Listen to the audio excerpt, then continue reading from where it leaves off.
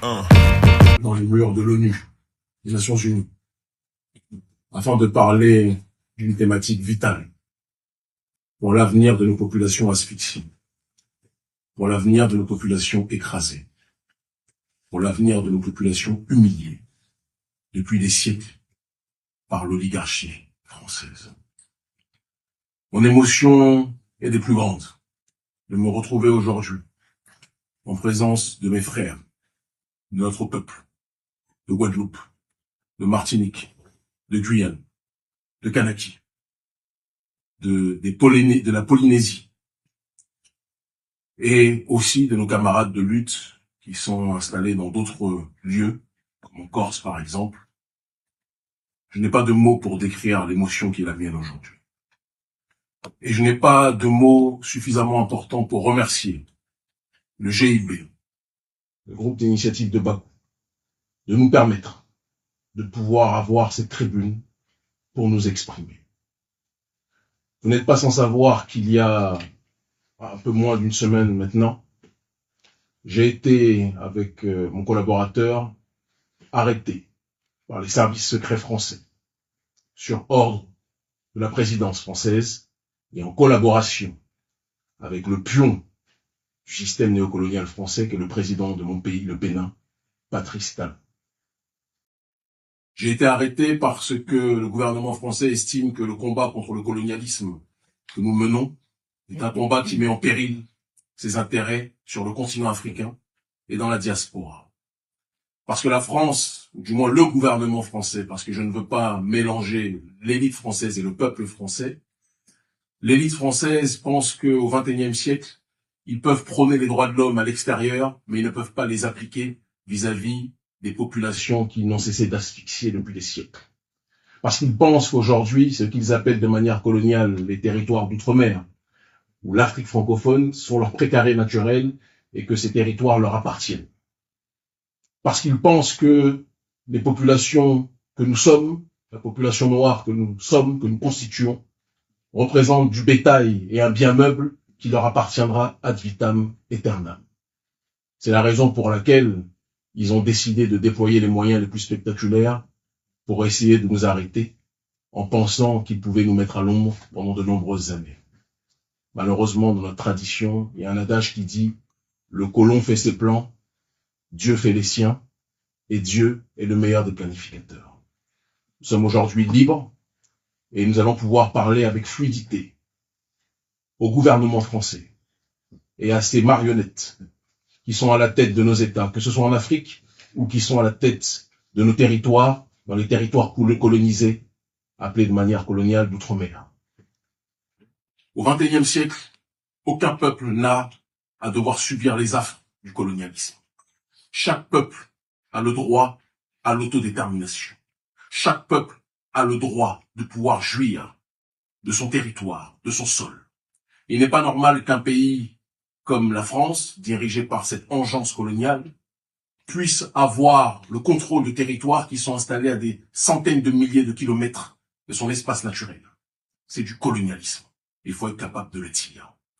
Le gouvernement français sait pertinemment que sans l'Afrique francophone, sans des territoires tels que la Guyane, la Martinique, la Guadeloupe, la Réunion, la Kanaki, la Polynésie et autres, et la Corse notamment, l'élite française sait qu'elle n'aurait pas l'influence géopolitique qu'elle a dans le monde. Elle passe son temps à donner des bons points et des mauvais points au reste de l'humanité en ce qui concerne les droits de l'homme, mais a décidé d'inférioriser, de classifier une partie de l'humanité comme étant inférieure. Inférieure quand ça l'arrange. Par contre, elle a profondément besoin de nos ressources humaines et de nos ressources naturelles. Il arrive un moment où cette élite française doit comprendre et devra comprendre, et je pense que cette heure est arrivée, que notre génération n'est plus disposée à tendre l'autruche, n'est plus disposée à accepter les humiliations constantes, n'est plus disposée à accepter la vie chère dans les territoires colonisés, qu'on appelle les territoires d'outre-mer, n'est plus disposée à accepter le franc CFA et les bases militaires sur les autres territoires colonisés que l'on appelle l'Afrique francophone, n'est plus disposée à accepter que nos présidents soient sélectionnés par l'oligarchie française avant d'être élus de manière générale impropre par le peuple. J'ai une pensée à ce sujet pour les présidents Patrice Talon du Bénin ou Alassane Dramane Ouattara de Côte d'Ivoire. Nous sommes une génération qui veut balayer ce système colonial. Une génération qui ne veut plus accepter les négociations fallacieuses avec les billets mis en dessous de la table pour arranger quelque part les élites colonisées et faire en sorte que nos territoires puissent continuer à leur appartenir. Nous sommes en 2024, octobre 2024. Des gens depuis des siècles se sont levés, se sont battus pour que nos peuples puissent être libres.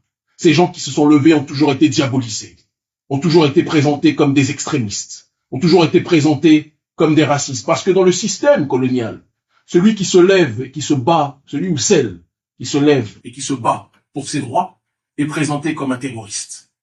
Pendant que celui qui asphyxie, qui opprime, est présenté comme un citoyen normal, vertueux. Ça ne peut plus durer. Nous sommes fatigués de cette arrogance coloniale.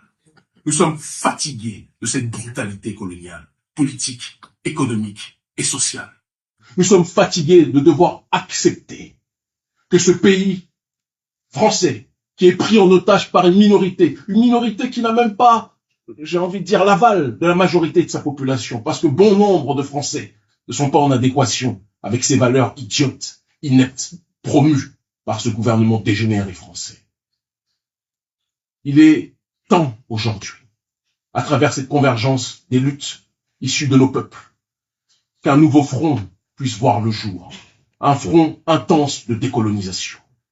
Un front intense d'autodétermination. Le panafricanisme, c'est l'unité des diverses formes d'africanité dans le but d'obtenir une collective souveraineté. Nous élargissons ce processus à travers l'alliance avec nos peuples et les différents peuples opprimés, d'accord, en disant que c'est l'unité de nos diverses identités dans le but d'obtenir une collective souveraineté qui permettra à nos peuples plus que jamais de résister. Divisés, nous sommes fragilisés. Unifiés, nous sommes inbrisables. Le président Emmanuel Macron pensait qu'en prenant justement la présidence, il allait pouvoir accentuer ce processus colonial et renforcer le statut de puissance mondiale d'une nation française en déliquescence. Manque de peau pour lui, il a pris le pouvoir à la période où notre génération a décidé de se lever. Et je vous le dis, nous sommes la facture de nos ancêtres. Et ce qu'ils ont commencé, nous allons le terminer. En l'honneur de nos aïeux morts au combat, en l'honneur de nos mères qui se sont sacrifiées, en l'honneur de nos pères qui sont tombés. Nous allons finir ce qu'ils ont commencé. Et personne ne pourra nous arrêter. Merci infiniment. Alors, nous sommes arrivés à la fin de la vidéo. N'hésitez pas à liker, à partager, à vous abonner.